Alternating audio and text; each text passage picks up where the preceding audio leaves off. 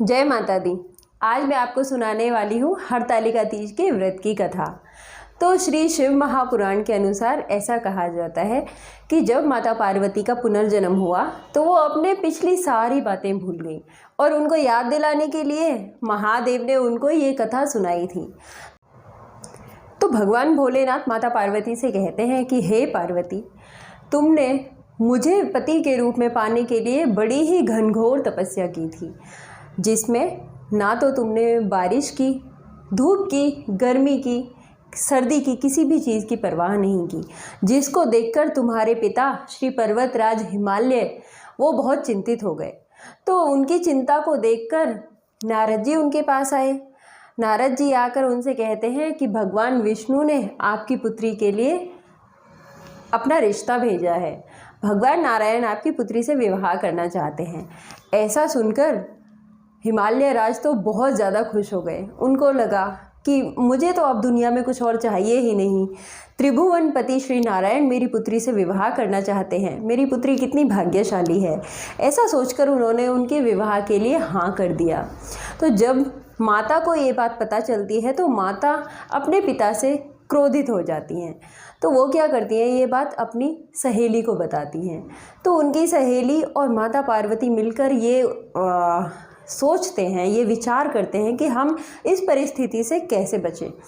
तो वो दोनों माता पार्वती को एक ऐसे घने जंगल में छुपा देते हैं जहाँ पे पर्वतराज ना पहुँच पाए या कोई उन्हें जाकर वहाँ पे उनकी पूजा में विघ्न ना डाल पाए।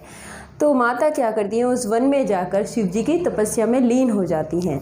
और उधर दूसरी तरफ पर्वतराज माता को खोजने के लिए आकाश पाताल एक कर देते हैं, लेकिन वो माता का उनको कोई पता नहीं चलता, वो उन्हें नहीं खोज पाते।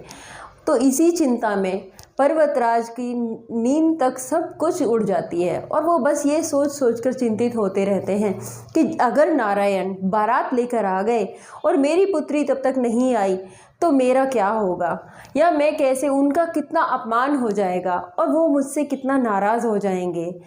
ऐसा सोचकर वो चिंतित रहने लगे और ज़्यादा ढूंढने लगे माता को।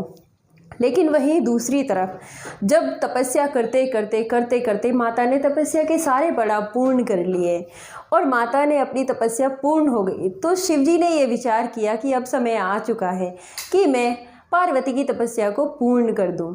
तो भोलेनाथ प्रकट होते हैं और माता पार्वती को उनका मनचाहा वरदान देते हैं और वो माता पार्वती को अपनी पत्नी रूप में स्वीकार करते हैं, उनका वर्ण करते हैं। इतने में ही उधर से पर्वतराज उसी गुफा में पहुंच जाते हैं जहां पर माता पार्वती तपस्या कर रही होती हैं। तो वो आकर उनसे पूछते हैं कि तुम क्यों बेटी इस तरह से बिना बताए यहाँ चली आई।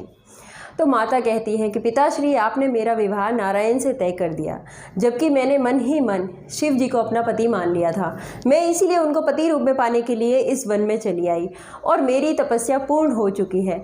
अब मैं आपके साथ तभी वापस चलूँगी जब आप मेरा विवाह शिव जी से करवाएंगे, क्योंकि शिव जी ने मुझे पत्नी रूप में वर्ण कर लिया है। तो पर्वतराज खुश होकर अपनी पुत्री का विवाह शिव से कराने के लिए मान जाते हैं और उन्होंने बहुत ही धूमधाम से माता पार्वती का और शिव जी का विवाह कराया। तो हे पार्वती, आज तुम्हें ये कथा सुनकर सारी बातें याद आ गई हैं, तो मैं इस बात से बहुत प्रसन्न हूँ और सबको ये वरदान देता हूँ कि जो भी ये व्रत, जिस प्रकार तुमने मेरे कठिन तपस्या करके ये व्रत को पूर्ण किया है, उसी प्रकार कोई भी स्त्री, कोई भी सुहागन स्त्री इस व्रत को जब करेगी तो उसको भी मनचाहा वरदान मिलेगा, मनचाहा पति मिलेगा, उसकी सभी मनोकामनाएं पूर्ण होंगी, उनके पति की आयु लंबी होगी, सुख सौभाग्य उनके घर में आकर वास करेंगे। आशा है कि आपको ये कथा ज़रूर पसंद आई होगी। मैं तो ऐसी ही प्रार्थना करती हूँ मेरे भोलेनाथ से, माता पार्वती से, कि जब ये कथा आप सुने तो आपकी सारी मनोकामनाएं पूर्ण हो जाएं। जय माता दी।